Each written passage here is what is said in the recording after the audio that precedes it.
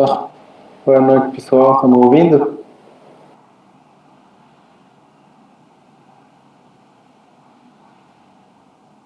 Maravilha. Eu já disponibilizei a lista, tá? Então, depois eu dei uma olhada e tal. Tem 14 questões. Aí eu coloquei no Google Class, também no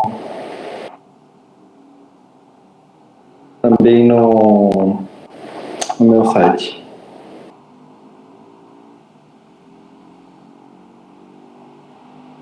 Bom, hoje vamos começar um novo tópico. Vamos falar de probabilidade.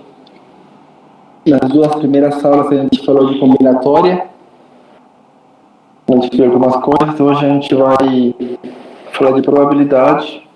Eu não lembro se comentei com vocês, mas eu falei que ia tentar gravar alguns exercícios, então eu gravei, já coloquei no meu canal do YouTube também. Então, quem quiser dar uma olhada, eu peguei esses exercícios 4, 8, 12, 16, 20, 24 e 28 e 32 do livro e resolvi eles, tá? Então, eu espero que ajude vocês em alguma coisa. Bom, então, vamos lá, pessoal. A gente vai falar primeiro de umas definições básicas, tá? Sobre probabilidade e tudo mais, alguns espaços que a gente precisa conhecer. Falar rapidamente sobre a teoria de conjuntos e depois vamos dar algumas definições de probabilidade, passar pelos axiomas de probabilidade e finalmente algumas propriedades que serão demonstradas também, tá? Então vamos lá. A gente precisa conhecer, ter bem claro o que é um experimento aleatório, um espaço amostral e o que são eventos, tá? Seja um experimento aleatório é um experimento cujos resultados não podemos prever com certeza, tá? E seja A um conjunto de possíveis resultados de lembre que é um experimento aleatório, e seja esse, ou alguns livros também utilizam o ômega maiúsculo, né? O conjunto de todos os resultados possíveis de E. Então, o conjunto de todos os possíveis resultados de E, que é denominado por S, é o que chamamos de nosso espaço amostral, e todo o conjunto A de S é um evento. O espaço amostral ele é associado a um experimento, tá? Só que na maioria das vezes a gente simplesmente fala espaço amostral, tá bom? Então, só para deixar claro, eu vou passar alguns exemplos para identificar o que é espaço amostral e o que é evento. Por exemplo, nesse primeiro exemplo, o resultado de um experimento consiste em observar a face superior do lançamento de uma moeda. Então, quando lançamos uma moeda, temos duas únicas opções, né? Ou é cara ou é coroa. Esses são todos os possíveis resultados do nosso experimento. Então, esse que nos espaço amostral é cara e coroa. Se definimos como o evento A, o resultado é cara, então, nesse caso, nosso evento A vai ter um único elemento que é cara. Se o resultado do experimento é a ordem em que 5 jogadores, vamos dizer, camisa número 8, 9, 10, 11, 12, chutam os pênaltis, então o espaço amostral vai estar definido por quem? Por todas as permutações, né, desses 5 elementos.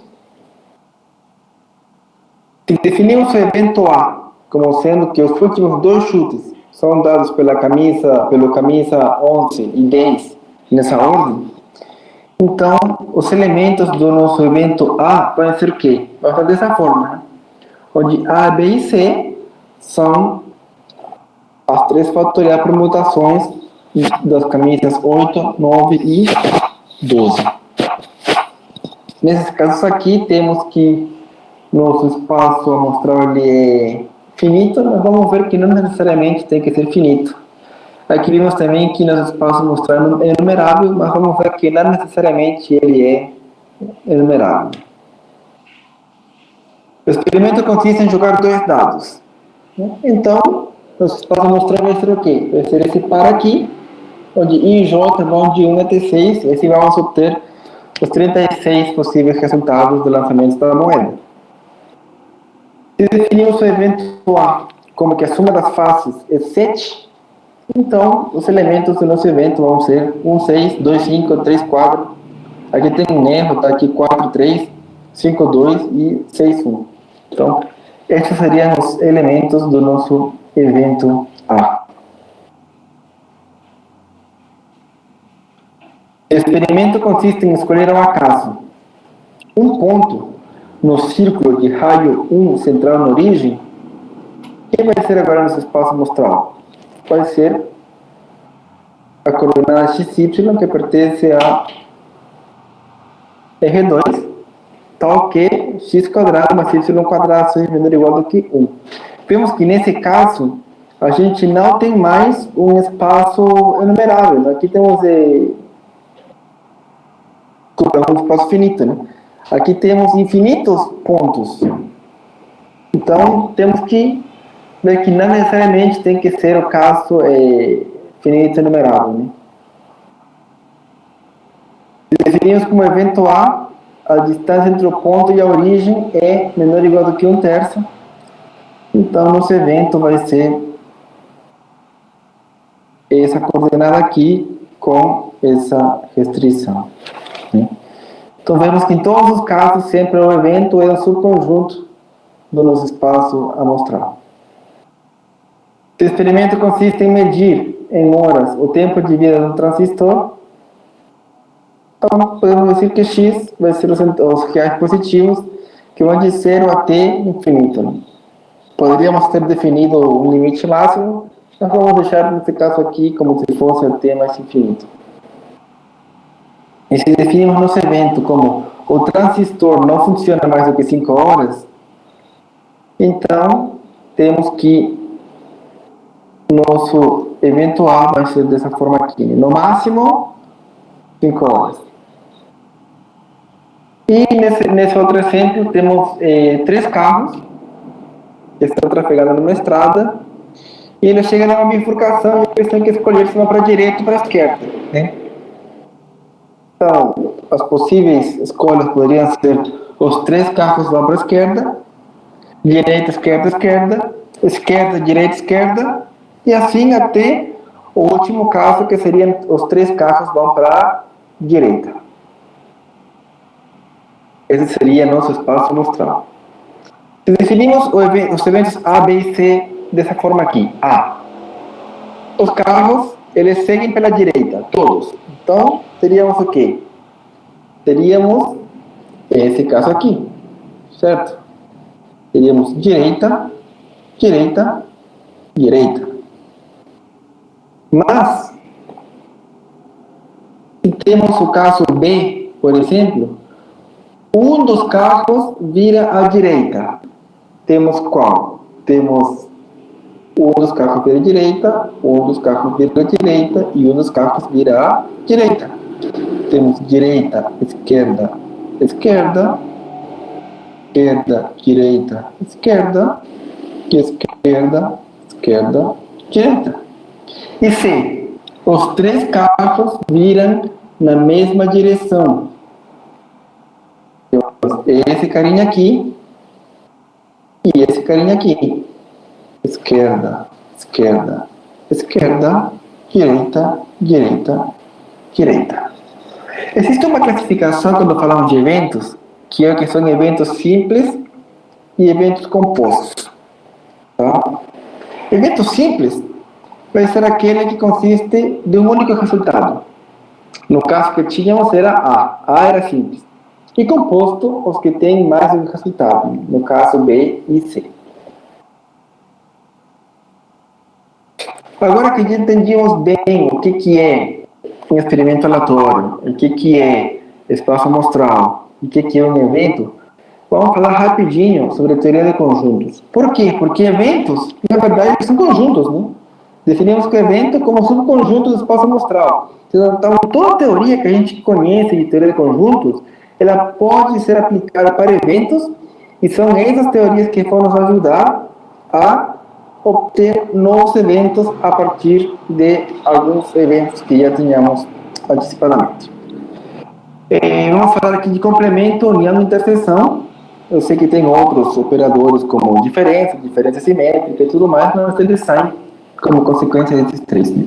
Então, seja A um evento, o complemento de A, que é denominado como A, como superíndice C, um tracinho, uma linha ou uma barra, eu prefiro utilizar o C de complemento, tá? O complemento é o evento que consiste nos resultados que estão em S, mas que não estão em A. Por exemplo, aqui, né? Se esse cara aqui é S e esse cara aqui é A complementar seria quem? A complementar seria tudo que está em S, mas não está em A. Tudo isso seria A complementar. Se A e B são dois eventos, a união consiste em todos os resultados que estão em A, ou em B, ou em ambos. Por exemplo, se esse cara aqui é A, e esse cara aqui é B, a união de tudo isso aqui está em A, ou está em B, ou está nos dois, que seria aqui.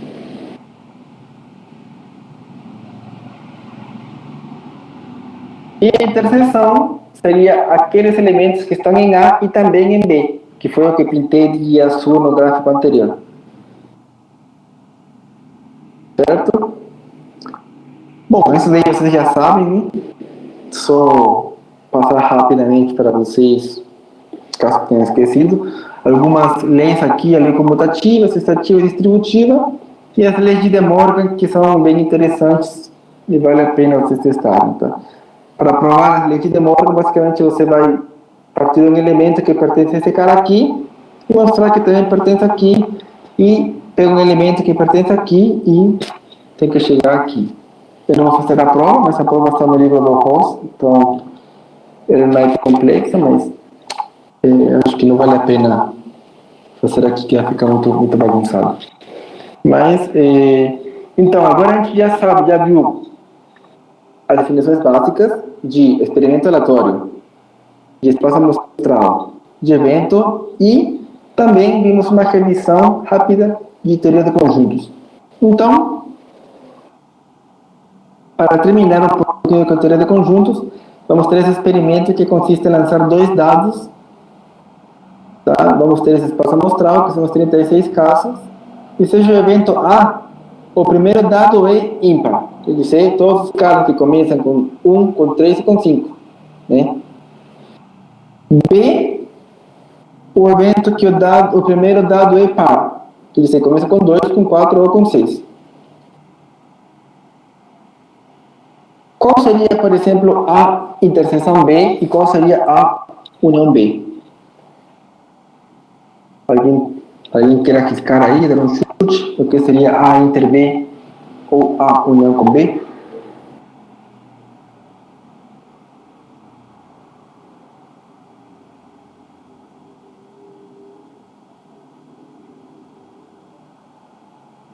Isso, Paulo. A interseção é vazia, não tem nada. E por que eu perguntei isso, mesmo sendo simples? Porque às vezes, quando a resposta é muito trivial, as pessoas duvidam um pouco. Né? Mas, na verdade, esses eventos, que é o evento vazio e o evento que a união dá o espaço amostral, né? Eles têm nomes específicos, que é esse, que diz, o espaço amostral é o evento certo, e o vazio vai ser o evento nulo ou o evento impossível. Né? E quando A interseção com B é nulo, dizemos que A e B são eventos mutuamente exclusivos ou disjuntos. Quer dizer, os dois não podem acontecer ao mesmo tempo. Por exemplo, o primeiro dado não pode ser par e ímpar ao mesmo tempo. Tem que ser um dos dois. Então, são disjuntos. Agora sim, passemos à probabilidade. Seja A um evento, que diz um subconjunto de S, e S é finito enumerável, então a probabilidade vai ser definida, a probabilidade de A como o número de elementos em A, dividida pelo número de elementos em S. Isso daqui é conhecida como a definição clássica de probabilidade. Vamos ver que esse, como vimos nos exemplos do começo da aula, não necessariamente ele é finito numerável. Por exemplo, se n não for numerável, vamos definir uma probabilidade comprimento de A dividido pelo comprimento de S. Esse comprimento pode ser área de A, né? Dividida pela área de S, volume, né? E essa definição é conhecida como a probabilidade geométrica. Se S, por exemplo, for infinito, vamos ter aqui o quê? Que a probabilidade vai estudar por esse limite aqui, onde NA é o número de ocorrências de A em N repetições independentes. E essa definição aqui é a definição frequentista ou estatística. Então, vocês precisam se preocupar com essas três definições, mesmo que elas são bem intuitivas, né? Basicamente, a intuição nos leva a pensar isso, você não precisa se preocupar muito com isso. Vamos ver um jeito bem mais geral de definir a probabilidade. Essas definições, como eu já comentei, têm um apelo mais intuitivo, mas elas não são suficientes para uma formulação rigorosa da probabilidade. Então, Kolmogorov, ele apresentou um conjunto de axiomas para definir a probabilidade, onde os casos anteriores que eu mencionei, eles estão incluídos nessas definições como casos, nessas definições de probabilidade como casos particulares, né? Então, os axiomas de Kolmogorov são esses três aqui. O experimento que eu posso mostrar é esse. A função P, definida nos subconjuntos de S, é uma probabilidade que se satisfaz os seguintes axiomas. O axioma 1 é que a probabilidade tem que ser positiva. Tá? O axioma 2 é que a probabilidade do evento certo é 1. E o axioma 3 é para A1, A2, A3, A infinito, né? Eventos disjuntos, a probabilidade da união de I igual a 1 até infinito igual a soma infinita da probabilidade de cada um deles, né? Alguns livros definem o axioma 1 como sendo que a probabilidade está entre 0 e 1, mas eu preferi chamar isso, como vamos ver mais para frente, como a propriedade zero, que é muito simples de provar, tá? No livro do Ross, se não me engano, ele utiliza essa definição aqui, mas eu prefiro utilizar o que simplesmente é maior ou igual do que zero, tá? Note que o axioma 3 não se restringe ao caso de S ser finito, isso é porque não precisamos disso, tá? A gente pode trabalhar com isso infinito, como eu tinha falado. E aqui tem dois desafios para vocês praticarem, que é provar que a probabilidade do evento impossível, o evento nulo, é zero, e que a probabilidade da união finita é igual à soma finita das probabilidades, tá? Para provar isso aí, basicamente vocês têm que escrever os eventos de uma forma que vocês possam utilizar os axiomas, né? Vai ficar um pouco mais claro agora que eu vou enunciar e provar as propriedades. A propriedade zero é que a probabilidade está entre 0 e 1. A propriedade 1, que é a probabilidade do complementar igual a 1 menos a probabilidade de A. A propriedade 2, que se A está incluído em B, então a probabilidade de A não é igual do que a probabilidade de B. A propriedade 3, que é a probabilidade da união igual a soma das probabilidades menos a interseção.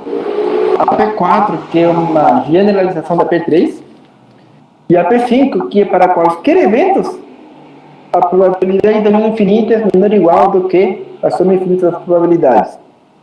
Muito cuidado de não confundir a P5 com o axioma 3. O axioma 3 tem a condição que os eventos são disjuntos. Na propriedade 5, pode ser quaisquer eventos, não precisam ser disjuntos. Por isso que a desigualdade. Se fossem disjuntos, teria uma desigualdade, que seria basicamente o axioma 3, mas aqui não precisam ser disjuntos. Tá? Então vamos lá, vamos provar a P0. Pegamos um evento qualquer e escrevemos o espaço amostral como a união desses dois eventos. A união A complementar. Só que A união A complementar, eles são disjuntos, certo? Então, são disjuntos, aqui podemos aplicar a soma 3. E a probabilidade do evento certo é 1, né? Pelo axioma 2. Então, bom, e pelo axioma 1, basicamente, esse lado daqui sai de graça, né? Esse lado daqui, essa parte daqui sai de graça pelo axioma 1. Pelo axioma 1, temos que a probabilidade de A maior ou igual do que 0. A e A complementação de juntos, então pelo axioma 3, temos que a probabilidade de S é igual à probabilidade de A mais a probabilidade de A complementar. Escrevendo, temos que a probabilidade de A é igual à probabilidade de S, que isso daqui é 1, menos a probabilidade de A complementar, só que esse cara aqui é o quê? É maior ou igual do que 0, certo? Esse aqui é a mesma coisa, maior ou igual do que 0. Então, necessariamente, temos que a probabilidade de A é menor ou igual do que 1. Então, prova da P1. Probabilidade de A complementar igual 1 menos a probabilidade de A. Basicamente, é o que a gente fez na P0. Pegamos um evento e escrevemos que o espaço amostral é igual a união A complementar. Esses caras são disjuntos. Tá? E temos que a probabilidade de S igual a 1. Né? Então, como são disjuntos, podemos escrever dessa forma aqui. E esse cara aqui é quem? Esse cara aqui é igual a probabilidade de S, que é igual a 1. Então, simplesmente depois é passar de um lado para o outro e vemos que a probabilidade de A complementar é igual a 1 menos a probabilidade de A. Para provar a P2, temos que se A está contida em B, a probabilidade de A não é igual do que a probabilidade de B. Então vamos escrever B como a união dessa união aqui. Vejam aqui, por exemplo, se aqui temos que tudo isso E, B e A está contido, tá? A complementar interseção com B seria tudo que está aqui, né? Tudo que não está em A. Então, a união disso todo é B. Desculpa. Mas por que eu escrevi dessa forma? Porque dessa forma eu tenho que esses caras aqui, eles são disjuntos. E como são disjuntos, eu posso fazer o quê? Aplicar a soma 3. Então, tenho que a probabilidade de B é igual a probabilidade de A mais probabilidade de A interseção com B. Só que A interseção com B, ele tem que ser o quê? Esse daqui é maior ou igual que 0, pelo axioma 1. Então, temos que a probabilidade de A é maior ou igual do que a probabilidade de B. Prova da P3. Fazemos o mesmo. Vejam que a forma de pensar é sempre a mesma. Escrevemos o evento de uma forma que possamos utilizar os axiomas ou alguma propriedade que já provamos anteriormente. Então, esses caras aqui, eles são o quê?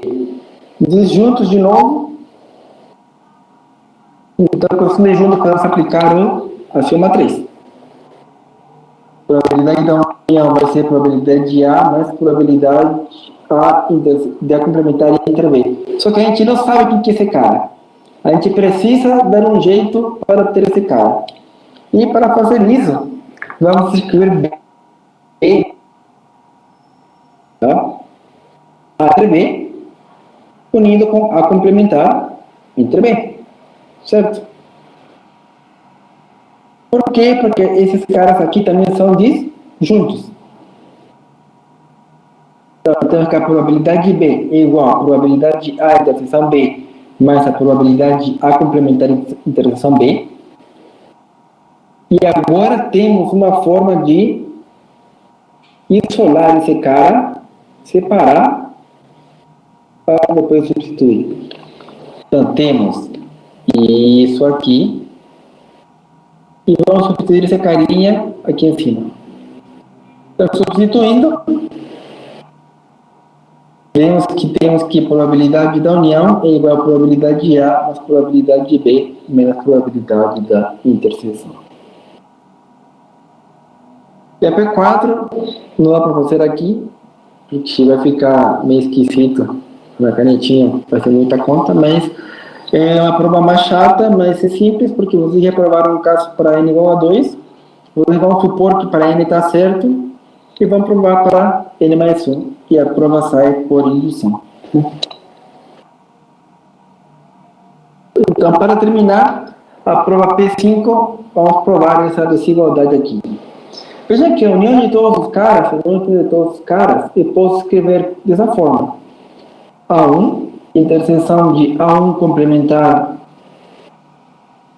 inter A2, união de A1 complementar inter A2 complementar inter A3, e assim pela frente. Estou simplesmente reescrevendo esse cara aqui. Só que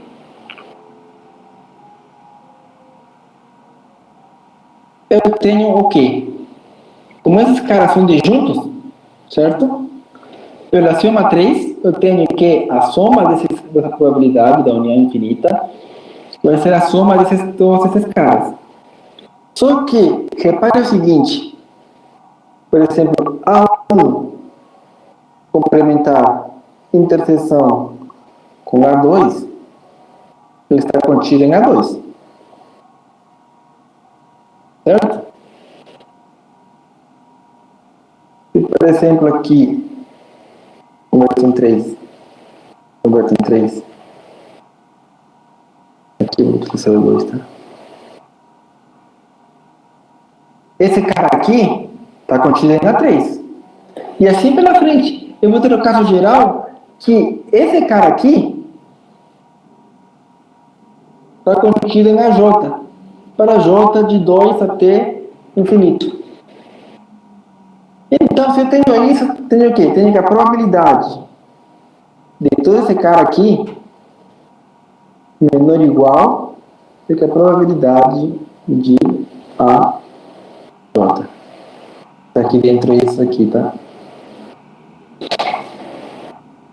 Então, eu vou ter o quê? Tenho isso. Então, eu tenho que todos esses caras aqui, esse aqui menor ou igual do que A2, menor ou igual do que A3, etc, etc. Tenho que a probabilidade de número infinita é menor ou igual do que a somatória infinita de P da probabilidade de cada um dos A's. Como vem, todos os casos, geralmente, sempre escrevemos eventos disjuntos para poder usar o axioma 3. E nesse caso aqui, utilizamos uma propriedade anterior, a propriedade P3, né? Que era que se um estava contido no outro, a probabilidade desse cara menor ou igual do que esse dado aqui. E conseguimos fazer a prova, né? E bom, isso é o que tínhamos para a aula de hoje. Para terminar, letras recomendadas, dê uma olhada no capítulo 2 do Sheldon Ross, as sessões 2.1 até 2.4. Dê uma olhada no capítulo 1, sessões 1.5 e 1.10.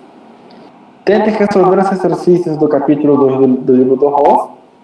E sabe que nesse site aqui tem algumas listas com gabaritos. E bom, só para que chegou atrasado, eu já liberei a primeira lista. Ela tem que ser entregue até o dia 18 de outubro, que é um dia antes da nossa lista, da nossa aula de revisão, tá? E na outra turma vai perguntar se pode entregar feito com essa digitalizadora eletrônica. Pode. Você pode fazer no Word, no LaTeX, no editor que você quiser. Pode usar a mesa digitalizadora, pode fazer na mão com caneta normal, escanear e mandar por e-mail para mim. Pode, tá? De qualquer forma que você preferir, pode fazer. Tem 14 questões na lista. Algumas são bem simples, outras talvez nem tanto. Tem algumas demonstrações também. Então, dê uma olhada lá, veja as regras. E qualquer dúvida, estou à disposição. Tá bom? Alguma dúvida aí? Ficou tudo claro? Que bom, então maravilha, pessoal. Então foi isso. Não esqueça de praticar bastante, que isso aí vai ajudar que vocês fixem os conhecimentos na cabeça e depois seja bem mais fácil prosseguir para a próxima. Então, beleza, pessoal. A próxima aula é segunda-feira. Então, tchau, tchau.